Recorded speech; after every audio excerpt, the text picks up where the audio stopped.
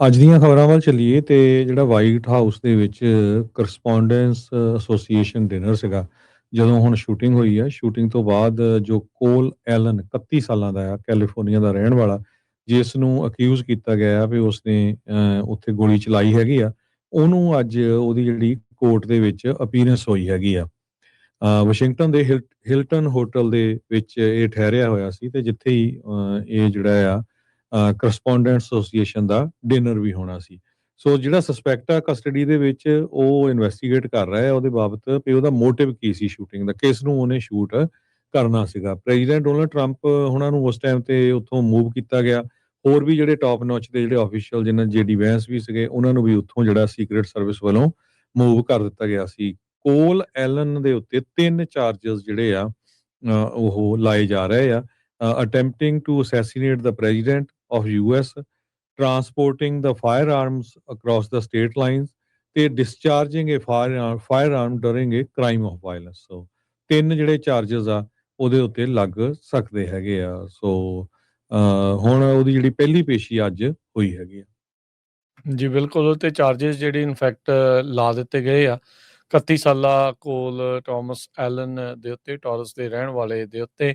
Shotgun ਉਸਦੇ ਕੋਲੋਂ ਮਿਲੀ ਸੀ, ਇੱਕ ਜਿਹੜੀ ਗਨ ਆ ਹੋਰ ਮਿਲੀ ਸੀ, 2-3 ਜਿਹੜੇ ਆ ਚਾਕੂ ਆ ਉਹ ਵੀ ਉਸਦੇ ਕੋਲੋਂ ਬਰਾਮਦ ਹੋਏ ਸੀ। ਤਿੱਖੇ ਤੇਜ਼ ਧਾਰ ਹਥਿਆਰ ਵੀ ਜਿਹੜੇ ਆ ਉਹ ਜਿਹੜੇ ਇਸ ਦੇ ਉੱਤੇ ਜਿਹੜੇ ਉਹ ਸ਼ਾਮਲ ਸੀਗੇ। ਇਹਨੇ ਈਮੇਲ ਵੀ ਕੀਤੀ ਸੀਗੀ ਆਪਣੇ ਪਰਿਵਾਰਕ ਮੈਂਬਰਾਂ ਨੂੰ ਤੇ ਸਾਬਕਾ ਇੰਪਲਾਈ ਨੂੰ ਵੀ ਉਹ ਕਿਉਂ ਐਕਸ਼ਨ ਜਿਹੜੀ ਇਹ ਲੈਣ ਜਾ ਰਿਹਾ ਸੀਗਾ।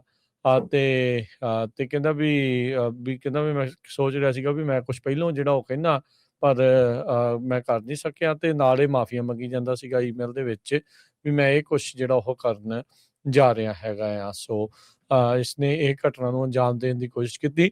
ਉਹ ਟਰੰਪ ਹੁਣਾਂ ਤੋਂ ਤੇ ਬਾਕੀ ਜਿੰਨੇ ਵੀ ਜਿਹੜੇ ਕੈਬਨਿਟ ਦੇ ਮੰਤਰੀ ਤੇ ਹੋਰ ਸਾਰੇ ਜਾਣੇ ਉੱਥੇ ਜਿਹੜੇ 2000 ਦੇ ਲੋਕ ਮੌਜੂਦ ਸੀਗੇ, ਉਸ ਤੋਂ ਇਹ ਦੂਰ ਸੀਗਾ। ਪੌੜੀਆਂ ਤੋਂ ਪਹਿਲਾਂ ਹੀ ਜਿਹੜਾ ਇਸ ਨੂੰ ਕਾਬੂ ਦੇ ਵਿੱਚ ਕਰ ਲਿਆ ਗਿਆ ਸੀਗਾ। ਸੋ ਇਹ ਜਿਹੜੀ ਦੱਸਦੇ ਜਾਈਏ, ਇਹ ਹਾਈਐਸਟ ਸਿਕਿਉਰਿਟੀ ਵਾਲੀ ਇਵੈਂਟ ਨਹੀਂ ਹੁੰਦੀ। ਸੋ ਜਿਹੜੀ ਡਿਪਾਰਟਮੈਂਟ ਆਫ ਹੋਮਲੈਂਡ ਸਿਕਿਉਰਿਟੀ ਆ, ਉਹ ਡੈਜ਼ਿਗਨੇਟ ਕਰਦੀ ਆ ਵੀ ਕਿਹੜੇ ਇਵੈਂਟ ਦੇ ਉੱਤੇ ਕਿੰਨੀ ਸਿਕਿਉਰਿਟੀ ਚਾਹੀਦੀ ਹੁੰਦੀ ਆ।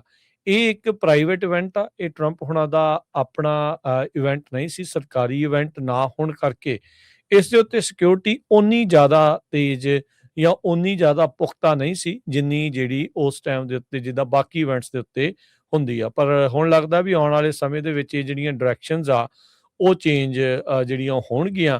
ਤੇ ਜਿੱਥੇ ਜਿੱਥੇ ਵੀ ਰਾਸ਼ਟਰਪਤੀ, ਉਪ ਰਾਸ਼ਟਰਪਤੀ ਜਾਂ ਹੋਰ ਸਾਰੇ ਜਾਣੇ ਜਾਂਦੇ ਹੋਣਗੇ ਤਾਂ ਉਹ ਉਸ ਚੀਜ਼ ਦਾ ਜਿਹੜਾ ਉਹ ਧਿਆਨ ਰੱਖਿਆ ਜਾਣਾ ਚਾਹੀਦਾ ਆ। ਕਾਰਨ ਇਸ ਦੇ ਵਿੱਚ ਇਹ ਵੀ ਅਰਜੋਤ ਸਿੰਘ ਜੀ, ਰਾਸ਼ਟਰਪਤੀ, ਉਪ ਰਾਸ਼ਟਰਪਤੀ, ਡਿਫੈਂਸ ਦੇ ਸਕੱਤਰ, ਜਿਹੜੇ ਹੈਗੇ ਆ ਸੈਕਟਰੀ ਆਫ ਸਟੇਟ ਤੇ ਹੋਰ ਜਿਹੜੇ ਕੈਬਨਿਟ ਮਿਨਿਸਟਰ, ਸਾਰੇ ਇੱਕੋ ਥਾਂ ਦੇ ਉੱਤੇ ਮੌਜੂਦ ਸੀਗੇ। ਡੈਜ਼ਿਗਨੇਟਿਡ ਸਰਵਾਈਵਰ ਕੌਣ ਸੀਗਾ, ਕਿੱਥੇ ਉਸ ਨੂੰ ਰੱਖਿਆ ਗਿਆ ਸੀਗਾ, ਤੇ ਉਹ ਵੀ ਇਸ ਇਵੈਂਟ ਦੇ ਉੱਤੇ ਕਿਸ ਤਰੀਕੇ ਦੇ ਨਾਲ ਉਹ ਸਾਰਾ ਕੁਝ ਕੀਤਾ ਜਾ ਰਿਹਾ ਸੀਗਾ, ਇਹਦੇ ਉੱਤੇ ਵੀ ਜਿਹੜੇ ਹੁਣ ਸਵਾਲ ਹੋਣਗੇ। ਸੀਕ੍ਰੇਟ ਸਰਵਿਸ ਵਾਲੇ ਆਲਰੇਡੀ ਕਹਿ ਰਹੇ ਆ ਵੀ ਇਸ ਸਾਰੇ ਮਾਮਲੇ ਦੀ ਜਿੰਨੀਆਂ ਵੀ ਵੀਡੀਓਜ਼ ਆ, ਜਿਸ ਤਰੀਕੇ ਦੀ ਕਾਰਜਕਾਰੀ ਹੋਈ ਆ, ਉਸ ਦਾ ਅਸੀਂ ਨਿਰੀਖਣ ਕਰਾਂਗੇ ਤੇ ਫਿਰ ਲੋੜੀਂਦੇ ਜਿਹੜੇ ਚੇਂਜਿਸ ਆ ਉਸ ਦੇ ਵਿੱਚ ਕਿਤੇ ਜਿਹੜੇ ਉਹ ਜਾ ਸਕਦੇ ਹੈਗੇ ਆ।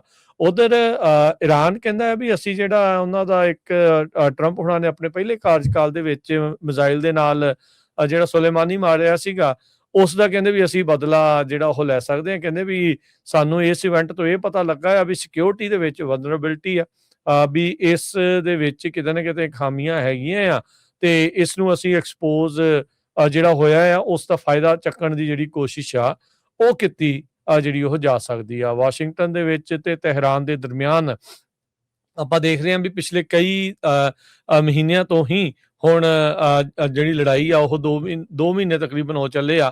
ਉਸ ਲੜਾਈ ਨੂੰ ਜਿਹੜਾ ਉਹ ਚੱਲਦੇ ਆ, ਸੀਜ਼ ਫਾਇਰ ਦੀ ਜਿਹੜੀ ਗੱਲਬਾਤ ਆ ਉਹ ਇਸ ਮੌਕੇ ਜਿਹੜੀ ਉਹ ਰੁਕ ਚੁੱਕੀ ਹੈਗੀ ਆ। ਸੋ ਇਰਾਨ ਕਹਿੰਦੇ ਵੀ ਇਸ ਦਾ ਫਾਇਦਾ ਜਿਹੜਾ ਉਹ ਚੁੱਕਣ ਦੀ ਜਿਹੜੀ ਉਹ ਕੋਸ਼ਿਸ਼ ਕਰ ਸਕਦਾ। ਸਾਬਕਾ ਡਿਫੈਂਸ ਡਿਪਾਰਟਮੈਂਟ ਦੇ ਜਿਹੜੇ ਅਫਸਰ ਐਂਡਰਿਊ ਬੈਜਰ ਆ, ਉਹਨਾਂ ਨੇ ਕਿਹਾ ਵੀ ਇਰਾਨ ਦੇ ਕੋਲ ਹੁਣ ਮੋਟਿਵ ਹੋਊਗਾ ਸਟ੍ਰਾਈਕ ਜਿਹੜਾ ਉਹ ਕਰਨ ਦਾ, ਕਿਉਂਕਿ ਕੁਰਡਸ ਫੋਰਸ ਦੇ ਜਿਹੜੇ ਕਮਾਂਡਰ ਸੁਲੇਮਾਨੀ ਆ ਉਸ ਨੂੰ ਟਰੰਪ ਹੁਣਾਂ ਨੇ ਇੱਕ ਜਿਹੜੇ ਮਿਜ਼ਾਈਲ ਹਮਲੇ ਦੇ ਵਿੱਚ ਮਾਰ ਮੁਕਾਇਆ ਸੀ। ਮਲਾਨੀਆ ਤੇ ਡੋਨਾਲਡ ਟਰੰਪ ਉਹਨਾਂ ਨੇ ਇੱਕ ਵਾਰੀ ਫੇਰ ਏਬੀਸੀ ਨੂੰ ਕਿਹਾ ਵੀ ਜਿਹੜਾ ਜਿੰਮੀ ਕੈਂਬਲ ਆ ਉਹਨੂੰ ਫਾਇਰ ਕਰ ਦਿੱਤਾ ਜਾਵੇ। ਫਸਟ ਲੇਡੀ ਮਲਾਨੀਆ ਟਰੰਪ ਨੇ ਕਿਹਾ ਵੀ ਉਹਨਾਂ ਨੇ ਜਿੱਦਾਂ ਸ਼ੂਟਿੰਗ ਹੋਈ ਆ ਉਹ ਤੋਂ ਪਹਿਲਾਂ ਇੱਕ ਹੇਟਫੁਲ ਤੇ ਵਾਇਲੈਂਟ ਜਿਹੜਾ ਰਿਓਟਿਕ ਆ ਇਹ ਜਿਹੜੀ ਡਿਨਰ ਸ਼ੂਟਿੰਗ ਹੋਈ ਸੀ ਉਹ ਤੋਂ ਬਾਅਦ ਕੀਤਾ, ਜਿਹਦੇ ਵਿੱਚ ਉਹਨਾਂ ਨੇ ਇੱਕ ਤਰ੍ਹਾਂ ਨੇ ਕਿਹਾ ਵੀ ਜਿਹੜੀ ਮਲਾਨੀਆ ਟਰੰਪ ਆ ਉਹ ਵਿਡੋ ਹੋ ਸਕਦੀ ਆ, ਮਜ਼ਾਕੀਆ ਦੇ ਤੌਰ ਦੇ ਉੱਤੇ। ਤੇ ਉਹਨਾਂ ਨੇ ਕਿਹਾ ਵੀ ਇਹਨੂੰ ਜਿਹੜਾ ਆ ਰਿਮੂਵ ਕਰ ਦੇਣਾ ਚਾਹੀਦਾ। ਪਹਿਲਾਂ ਵੀ ਇੱਕ ਵਾਰੀ ਜਿਹੜਾ ਜਿੰਮੀ ਕਿੰਬਲ ਆ ਉਸ ਨੂੰ ਕੁਛ ਦਿਨਾਂ ਦੇ ਲਈ ਏਬੀਸੀ ਨੇ ਰਿਮੂਵ ਕਰਤਾ ਸੀ, ਪਰ ਮੁੜ ਕੇ ਫਿਰ ਉਹ ਵਾਪਸ ਆ ਗਿਆ ਤੇ ਉਹਦਾ ਸ਼ੋਅ ਬੜਾ ਪੋਪੂਲਰ ਹੈਗਾ ਆ। ਉਹ ਤੋਂ ਬਾਅਦ ਮੇਲਾਨੀਆ ਟਰੰਪ ਤੋਂ ਬਾਅਦ ਜਿਹੜਾ ਡੋਨਾਲਡ ਟਰੰਪ ਹੋਣੀ ਵੀ ਇਹ ਕਿਹਾ ਵੀ ਹਾਂ, ਇਹ ਜਿਹੜਾ ਕਿੰਬਲ ਆ ਇਹਨੂੰ ਏਬੀਸੀ ਤੋਂ ਛੁੱਟੀ ਕਰ ਦੇਣੀ ਚਾਹੀਦੀ ਹੈਗੀ ਆ। ਕਹਿੰਦਾ ਵੀ ਟੋਟਲੀ ਜਿਹੜਾ ਕਰੈਪ ਇਹ ਕਰਦਾ ਹੈਗਾ ਆ, ਝੂਠ ਬਹੁਤ ਮਾਰਦਾ ਹੈਗਾ, ਇੱਦਾਂ ਦਾ ਜੋ ਟਰੰਪ ਉਹਨਾਂ ਨੇ ਇਹ ਕਿਹਾ ਹੈਗਾ ਆ। ਸੋ ਹੋਰ ਰਿਪਬਲਿਕਨਸ ਵੀ ਜਿਹੜੇ ਆ ਉਹ ਕਿੰਬਲ ਦੇ ਜਿਹੜੇ ਏਬੀਸੀ ਜਿਹੜਾ ਹੈਗਾ ਟੀਵੀ ਸਟੇਸ਼ਨ ਉਹਦੇ ਉੱਤੇ ਪ੍ਰੈਸ਼ਰ ਪਾ ਰਹੇ ਹੈਗੇ ਆ ਤਾਂ ਕਿ ਉਸ ਨੂੰ ਜਿਹੜਾ ਰਿਮੂਵ ਕੀਤਾ ਜਾ ਸਕੇ। ਜੀ।